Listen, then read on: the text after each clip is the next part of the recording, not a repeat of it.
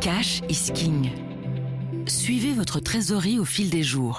Une vue hebdomadaire peut sauver votre boîte bien plus vite qu'un bilan trimestriel. Mort, parce que nous sommes des entrepreneurs tout comme vous. Soyez les bienvenus dans ce nouveau numéro du Regard décalé d'Hamid Faljaoui. Au menu cette semaine, le budget fédéral belge qui joue les prolongations, Belfius qui coupe le robinet à Bruxelles et l'intelligence artificielle qui vient bousculer le monde du travail. Entre signaux politiques, métiers manuels en pleine revanche et temps de travail à réinventer, on décrypte tout ça avec un regard décalé mais toujours aiguisé. Bonjour Hamid Faljaoui. Bonjour Gaël. On a encore du pain sur la planche cette semaine. À l'heure où on enregistre ce podcast, c'est-à-dire vendredi matin, nos ministres sont en train de trouver une solution pour boucler un budget fédéral. Alors c'est vrai qu'on avait l'impression d'avoir une première fumée blanche hier avec un premier cairn qui se réunissait. Ça donnait un peu un signal de « OK, Bart a rencontré tous les ministres individuellement, il les réunit tous, c'est possiblement parce qu'il y a moyen de créer un accord. » La réunion a tourné court, une nouvelle est planifiée aujourd'hui. Ça a l'air de quand même compliqué de trouver ce budget. 10 milliards d'euros, c'est l'objectif de part de Weaver, qui laisse quand même super optimiste parce que pour lui, mardi, on aura un budget. Tu y crois? J'en sais rien. À mon avis, si on en a un, ce sera avec une césarienne. Donc, peut-être l'enfant sera beau quand même malgré tout. Ils ont déjà reporté effectivement les deadlines. Et ici, on parle du 21 octobre, effectivement, donc mardi prochain. Mais en tout cas, c'est un budget qui a l'air très, très difficile à concocter. Pour la simple raison, c'est qu'au départ, quand ce gouvernement a été mis sur pied, on parlait plutôt de plus de 20 milliards, 23 milliards à aller chercher sur toute la législature, hein, évidemment. Et donc, c'est un budget pluriannuel. Or, ici, on parle de 10 milliards, ce qui est quand même nettement moindre, donc y compris en termes d'efforts. Et ça, c'est le strict minimum que demande la Commission européenne pour vérifier que la Belgique est bien sur la bonne trajectoire. Alors, dans les aspects positifs, je vais pas les aspects négatifs. Les aspects positifs, c'est qu'on s'étripe pour le moment autour de la table, mais c'est pas un budget juste pour l'année prochaine. C'est un budget qui ira jusqu'à la fin de législature, donc 2030. Donc, le jour où ils seront d'accord, on sera, entre guillemets, tranquille pour quelques années. Donc ça, c'est pas mal. C'est quelque chose dont on ne parle pas assez. Le jour où ils seront d'accord. Oui, parce que chacun, évidemment, sait qu'il va être lié par cet accord pendant quelques temps. Et donc, chacun veut ne pas rentrer par rapport à son électorat avec, je dirais, une trop grande défaite. Mais c'est clair que tout le monde devra mettre de l'eau dans son vin. C'est vrai que des socialistes voudraient augmenter la taxe sur les bons-titres qui touche tous les gens qui ont à minima 1 million d'euros sous forme d'actions, obligations, que sais-je de ça. Et ils voudraient même la transformer en taxe sur les millionnaires. Bien entendu, le NR n'en veut pas. Et la NVA n'en veut pas. La NVA veut faire sauter l'Alex. C'est-à-dire, en fait, alors c'est une demande de la FEB.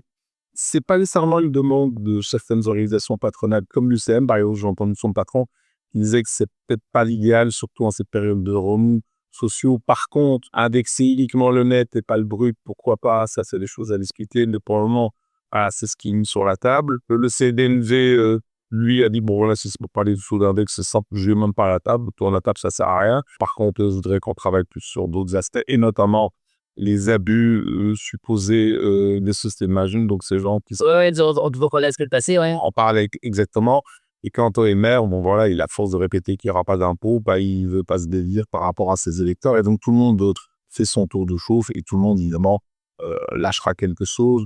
Maintenant, c'est un petit peu normal, on fait monter les enchères. Et puis, quand on voit ce qu'a mis sur la table Bart de Wever, il dit qu'on allait travailler sur 4 axes de saut d'index, qui est quasiment les lignes rouges absolues pour les syndicats qui ont quand même. Ah oui, on a déjà entendu la MGTB monter au créneau plus d'une fois. Alors, cette semaine, je n'ai entendu que d'ailleurs. Ils ont quand même réussi à mobiliser énormément de gens. Donc, je pense que le gouvernement a entendu, je dirais, la détresse d'un certain nombre de citoyens. Il a ramené la norme à 2% de croissance des dépenses sociales. Je ne sais plus ce qu'il y avait encore d'autres, mais enfin, en bref, ce sont d'autres qu'il a mis, il a mis sur la table des choses qui sont peut-être difficiles à faire passer auprès de certains. Et peut-être qu'on y arrivera avec des mesures un peu plus légères. Si je ne vois pas comment, parce que quand j'en pense à certains économistes, même en faisant l'addition de toutes ces mesures, on n'arrive pas aux 10 milliards. Donc, je ne sais pas où ils vont aller les chercher. En même temps, c'est vrai que quand on les voit autour de la table, comme tu dis, chacun il va de sa petite protection, mais chacun va être concerné. Et dès qu'une proposition, il y a toujours bien un parti pour prononcer. Est-ce qu'on peut vraiment et raisonnablement se dire que d'ici mardi, ils arriveront à se mettre d'accord? Ah, il faut l'espérer, écoute, il faut l'espérer. De toute façon, si c'est pas le 21, ils mettront une autre date butoir, mais ils finiront bien par se mettre d'accord et que chacun ira crier victoire en disant qu'on a été pire et des choses pareilles. Ce sont aussi beaucoup de ballons d'essai en disant, ben voilà, finalement, regardez, on touche pas trop, c'est le management, on fait telle ou telle chose. Et donc, chacun en repartira, je dirais, avec peut-être un petit bout de victoire de ceci ou cela. Mais c'est un budget qui est pas simple, ce type. Ou en tout cas, ils ont peut-être une motivation supplémentaire pour booker ce budget avec l'exemple de Bruxelles.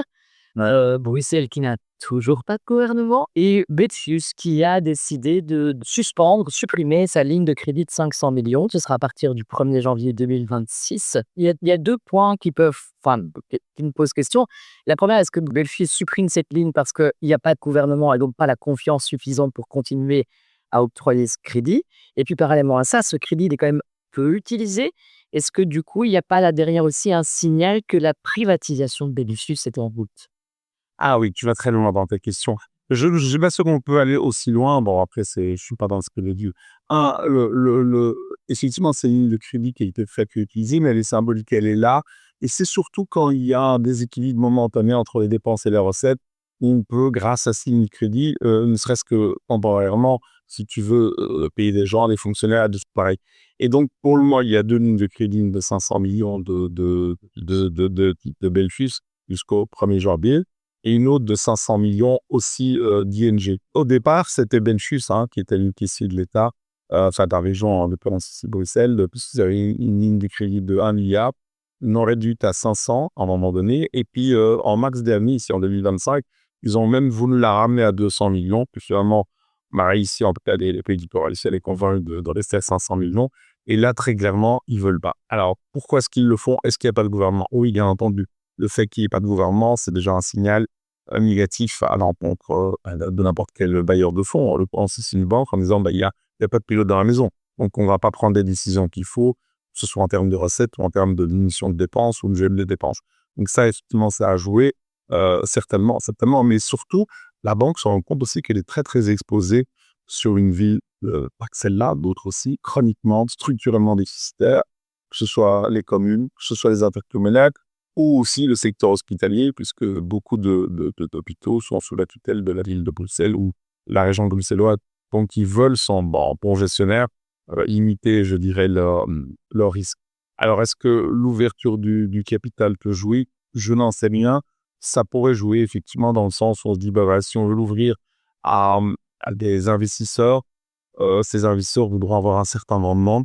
Et c'est clair qu'en restant aussi massivement investis dans des pouvoirs publics structurellement déficitaires, c'est pas quelque chose qui rend la mariée agréable, je dirais, aux futurs investisseurs. Donc ça pourrait avoir joué, ou en tout cas accélérer la décision, mais sans certitude de pouvoir le confirmer. En parlant d'investisseurs, dans un tout autre registre, on prend la direction de l'Italie. Des investisseurs à comptant ici, avec Ferrari qui a remis des résultats. Et c'est vrai que j'ai régulièrement à l'occasion de discuter un petit peu de la susceptibilité des marchés. Ici, c'est vraiment pour moi un exemple flagrant parce que moi, je lis les résultats de Ferrari. On a quand même des revenus qui ont été relevés à 7,1 milliards. On a un bénéfice par action qui est passé à 8,8 € par action contre 8,6. Ce sont des bonnes nouvelles. Et pourtant, le cours de Ferrari enregistre sa plus grosse chute de toute son histoire boursière depuis 2016. Puis oui, ça a chuté au moment où on l'a annoncé à de 15%. En fait, ce qui s'est passé, c'est que le patron de Ferrari a invité les analystes financiers, un certain nombre d'investisseurs à visiter le siège social de Ferrari en Italie. Là, il leur a annoncé que contrairement à ce qu'ils auraient espéré, il leur a dit que la croissance annuelle ne sera pas de 15%, elle sera seulement de 5%. C'est positif, mais nettement moins que 15%. Je rappelle que Ferrari fait une marge quand même de 30%, ce qui est énorme. Bien malgré ça, effectivement, ils se sont ramassés une claque boursière de 15% parce que la croissance est beaucoup trop faible. Et c'est une croissance, une perspective à 2030. On est loin quand même. Oui, mais la bourse achète, on appelle la bourse le commerce des promesses, donc ils achètent des promesses et donc des profits futurs. Et là, on leur dit, écoutez, voilà, on va faire une très très belle marge, etc., on va le maintenir, mais la croissance, elle sera réduite. Alors, ils pourraient effectivement obtenir une croissance plus forte, mais alors ce serait peut-être leur modèle économique lui-même qui serait remis en cause dans le sens où on sait très bien que Ferrari pourrait produire plus de Ferrari. mais ils ne veulent pas, ils veulent rester sur l'optique du fondateur Enzo Ferrari en disant on produira toujours une voiture de moins que la demande. Voilà, un peu comme Rolex. Et donc, ils le font d'abord pour, je dirais, maintenir le côté glamour de la marque, le côté rareté. Ensuite aussi pour maintenir la valeur du marché de l'occasion. Parce qu'en fait, ces voitures se revendent très, très, très, très bien. À partir du moment où on se met à produire davantage, le marché de l'occasion de Ferrari pourrait chuter drastiquement. Voilà, ça, c'est leur modèle économique. Et donc, eux, pour eux, ce qui compte, c'est la marge. Et c'est vrai qu'ils ont réussi à créer une aura Ferrari. Il fait qu'aujourd'hui, en fait, quand tu vois la marge de Ferrari, donc 30% par rapport à Porsche qui est à 5,5% cette année, en fait, ils ont des marges plutôt de produits de luxe. Style Chanel ou Hermès. Ouais. Donc, est-ce que c'est une marque fashion? Est-ce que c'est une marque automobile? Sans doute les deux à la fois. Alors, l'autre aspect aussi qui a refroidi la bourse, c'est qu'en fait, tous les constructeurs automobiles doivent s'électrifier. Ouais. Et là, ils avaient annoncé aussi qu'à horizon en 2030, si je ne dis pas de bêtises, 40% du parc automobile de Ferrari serait électrifié. Et là, ils estiment que ce sera 20%. De nouveau, parce qu'ils veulent y aller mollo. Effectivement, ils se rendent compte qu'ils doivent électrifier, mais ils veulent garder ce bruit, ce moteur. Enfin, C'est sûr qu'une Porsche électrique, ça fera pas le même. non, faire une Ferrari, ça fera pas la même chose. Alors après, la bourse, pour le moment, donne l'impression d'être extrêmement pressée et Ferrari de jouer plutôt le long terme, la prudence, etc. Donc, on est plus dans le marathon que le sprint. Est-ce que la bourse a totalement tort? A priori, on pourrait se dire oui.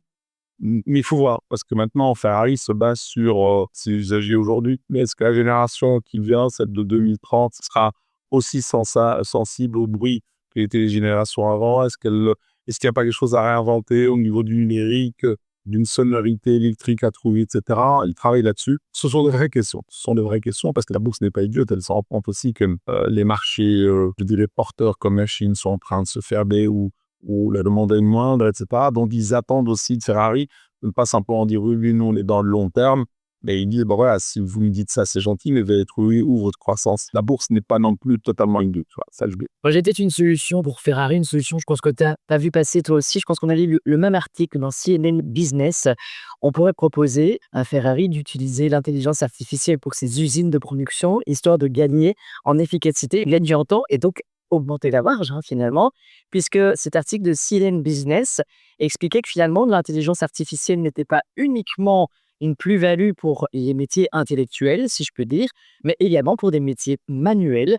Un plombier, par exemple, peut vraiment améliorer son efficacité, le temps de travail, etc., grâce à l'intelligence artificielle. Oui, c'est ce qu'on découvre et tu as tout à fait raison de dire qu'effectivement, jusqu'à présent, ceux qui ont souffert au cours des années 80, 90, c'était le col blanc avec les délocalisations, puis l'école bleue, l'école blanc s'en sont tirés, puis il y a maintenant l'IA qui arrive et qui menace plutôt les métiers de cadre, analyse financier, comptable, journaliste, enfin, tout ce qu'on connaît habituellement. Et là, on voit à travers cet article, notamment, c'était deux reportages auprès de deux BME, une chauffagiste et une autre dans la climatisation. Et on voit que ces entreprises, qui sont de simples PME américaines, ont vu leur chiffre d'affaires exploser, leur tarification par prestation exploser aussi, tout simplement parce que leurs ouvriers, qu'ils soient chauffagistes, plombiers, je sais pas quoi, électriciens, utilisent l'IA de manière optimale. Et donc, par exemple, je sais pas, il y a un chauffe-eau qui en panne, eh bien, ça leur donne plus de recommandations que peut-être ils n'ont pas pensé. Donc, ça leur permet d'aller plus vite, mais ça leur permet aussi de faire des devis, des diagnostics beaucoup plus rapides et aussi de facturer beaucoup plus vite. Donc, le tout dans tout, c'est déjà en gagner. Et alors, ce qu'on a aussi remarqué, c'est que les plus anciens, donc les plus âgés qui pratiquent ce métier, c'est un chauffagiste de menuisier ou que sais-je encore, se saisissent de l'IA, ChatGPT ou autre. Et en fait, comme ils ont l'expérience, ils vont plus vite. Et en fait, ils arrivent à avoir un effet de levier. Et donc ça, c'est une chose qu'on découvre. Alors évidemment, ça pose beaucoup de questions parce qu'on le voit à travers pas mal d'articles ici ou là. Si les métiers manuels se voient augmenter grâce à l'IA, est-ce qu'il faut encore envoyer nos chères têtes blondes dans l'enseignement généraliste? Alors, c'est pas simple parce que quand on est parent, on vit toujours que la voie réelle, c'est de faire le lycée, la technique, le CEG, etc. Et malheureusement, on voit souvent l'enseignement technique professionnel comme une sorte de reliquat, comme quelque chose qui est un échec, ce qu'il faut. Alors, on le voit déjà aujourd'hui. Aujourd'hui, un menuisier, un électricien, un chauffagiste gagne déjà beaucoup mieux sa vie que beaucoup de cadres supérieurs dans des belles boîtes. Mais sans doute, ça va s'accélérer et ça va forcer sans doute, enfin pas sans doute, certainement les parents à se poser la question, qu'est-ce que je fais de mes enfants?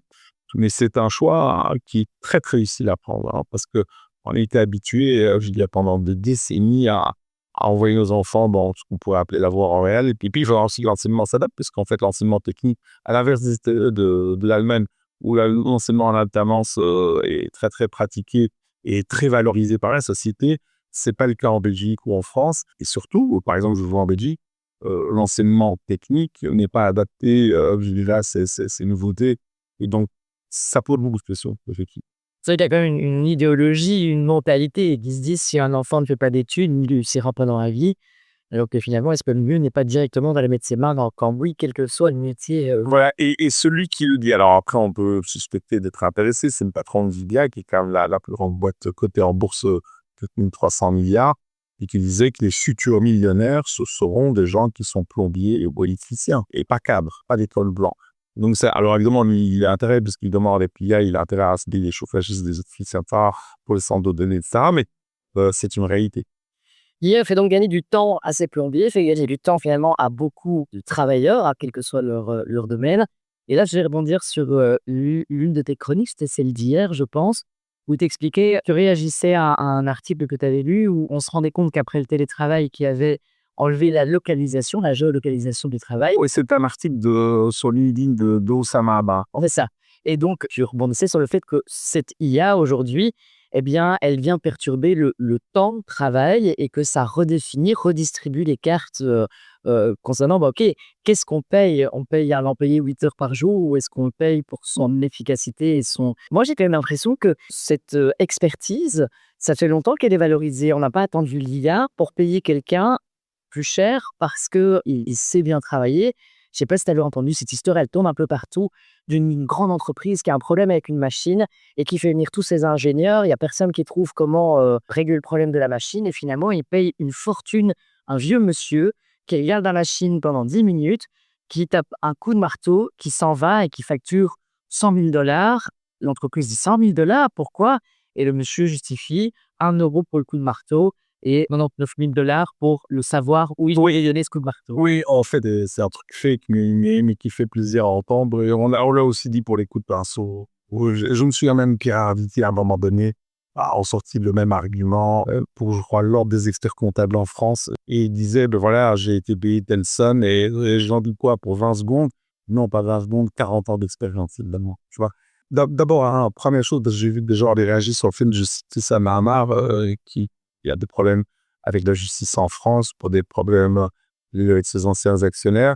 Je le cite tout simplement parce que bon, c'est quelqu'un de quelque chose d'intelligent, bah voilà, je le relaie. Et il peut avoir des problèmes par ailleurs avec la justice. Ça ne regarde pas. Ça ne nous regarde pas, en tout cas, ça ne me regarde pas directement, donc clairement. Alors, ce qu'il disait deux choses. C'est que le télétravail avait déjà fait exploser, si tu veux, en fait, quand on délocalise le boulot. Et en fait, a fait exploser surtout la géographie du travail. Tout avant, tu vas aller à l'atelier ou au bureau travailler. Avec le télétravail, on a généralisé, si tu veux, l'éclatement des lieux géographiques. On peut travailler où on veut, etc. Donc déjà, ça a déjà une grande différence. Alors là où moi j'ai été interpellé par son article et ce à quoi tu fais allusion, c'est qu'il dit on va aussi casser la temporalité. Puisque jusqu'à présent, c'était quoi là, un contrat CDI? C'est que tu me donnes ton temps de travail et je te paye, je te rémunère pour le temps que tu consacres, etc. Voilà. Ici, c'est plus le cas du fait de l'IA. Parce que l'IA fait les choses 10 fois plus vite que toi, ou 100 fois plus vite, ou 1000 fois plus vite que toi, plus rapidement, ne s'arrête jamais, etc. Et donc, je ne peux plus te rémunérer autant. Ce que je vais te rémunérer, surtout si tu es senior et que tu canalises bien cette IA, c'est à la pertinence des résultats que tu vas donner. Donc, l'exemple que tu citais tout à l'heure. Mais je me permets, la pertinence, et toi en tant que rédacteur en chef et directeur du magazine Trends Tendance, c'est déjà ce que tu rémunères.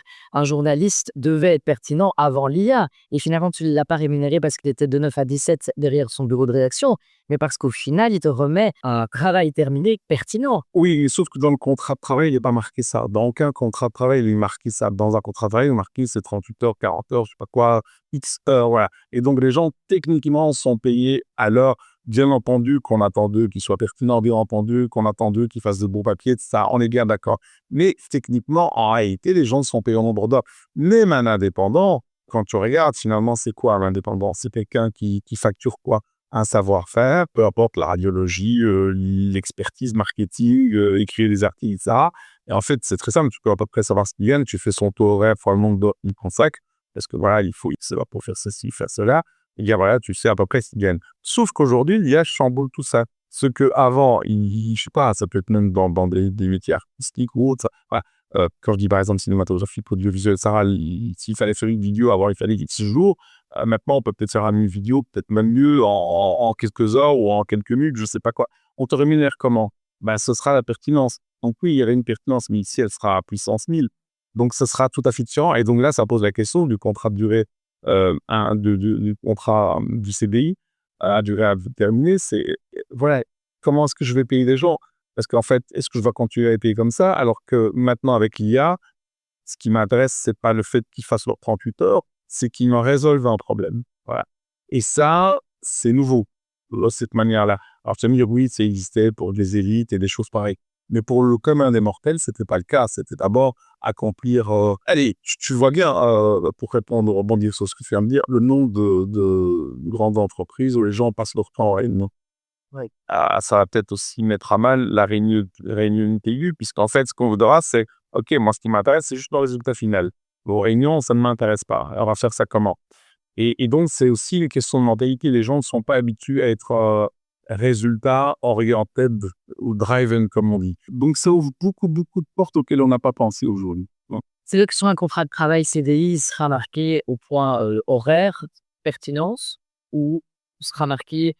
On n'en sait rien, personne qui peut le prouver. La seule chose qu'on voit aujourd'hui, c'est que, et ça aussi c'est assez étonnant, c'est que les seniors, donc les personnes plus âgées, sont aujourd'hui plus efficaces que les jeunes, alors qu'on pensait que les jeunes... D'abord, on pensait que les vieux étaient dépassés, d'abord qu'ils coûtaient cher, et qu'en plus, ils n'étaient pas digitalisés. On se rend compte aujourd'hui que les vieux, entre guillemets, les seniors, 50 plus ou je sais pas quoi, ou même 45 plus, voilà, aujourd'hui sont beaucoup plus pertinents, vont beaucoup plus vite, et n'ont même plus besoin des juniors, et donc ils rentabilisent leur travail par rapport à l'employeur. Et donc eux, si tu veux, c'est une revanche, parce qu'on les avait mis has-been. Ils ne le sont plus grâce à l'IA. En revanche, le jeune, il apprenait comment? C'était en faisant les choses. Mais aujourd'hui, il ne les fait plus. C'est l'IA qui les fait à sa place, et il est aussi censé piloter. Mais c'est pas à toi que je dois te dire, on apprend les choses qu'en les faisant soi-même. Ouais. Si on ne les a jamais faites, il y a quand même des choses qui vont nous échapper. Ce que n'auront pas les seniors. C'est pour ça que les seniors sont beaucoup plus efficaces. Parce qu'ils voient des trucs, ils disent oui, il m'a dit ça, et ChatGPT m'a répondu ci ou dit vinaigre. Mais je pense que si je fais ceci, cela, j'obtiendrai tel résultat. Mais un jeune qui n'a pas eu cette expérience-là, il fait comment? Et donc là, ça pose un problème aussi pour les jeunes. Or, il faudra bien qu'ils apprennent les choses. Malheureusement, où l'IA fait à peu près tout mieux qu'eux, plus vite qu'eux, comment vont-ils avoir cette période d'apprentissage qu'ils n'auront peut-être plus demain? Voilà les vraies questions que ça pose. Et ça posera beaucoup de questions pour le DRH, pour le droit social, pour la manière de travailler ensemble. On est qu'au début, je crois, des vraies questions. Peut-être un nouveau métier, le coordinateur d'utilisation de l'intelligence artificielle. Oui, mais est-ce que tu auras besoin d'autant de gens qu'aujourd'hui? Je ne suis pas sûr du tout. Tu devras faire 2 fois plus. Le train de tendance sera plus épais. C'est pas aussi simple que ça, dans le sens où tu n'as pas 2 fois plus de temps. Et donc, si c'est plus épais, moi, j'ai pas le temps de te lire. Que du contraire, tu te heurtes quand même à des limites physiques, de sommeil, de ceci, de cela. Je sais pas, c'est vrai que tu peux faire des bilans, par exemple, comptables beaucoup plus vite, mais moi, je dis n'importe quoi. J'ai 50 clients, je suis comptable. Ils ont besoin chacun d'un bilan. Ils n'en ont pas besoin de 2. Si le bilan est fait, je fais comment? Tu vois? Donc, tout ne se multiplie pas, contrairement à ce qu'on pense. Voilà, j'ai une campagne de pub, tu m'en demandes une, je peux la faire beaucoup plus vite, mais tu m'en demandes qu'une. Tu vois, tu n'as pas le temps d'en faire 2 ou 3, ou tu n'as pas les budgets. Donc voilà, croire que ça va se multiplier comme ça, non, pas du tout. On aura certainement l'occasion de reparler de ces modifications liées à l'IA. La semaine prochaine. La semaine prochaine, sans doute. On va faire ce numéro. Merci beaucoup, Amélie. Merci Gaël, merci beaucoup.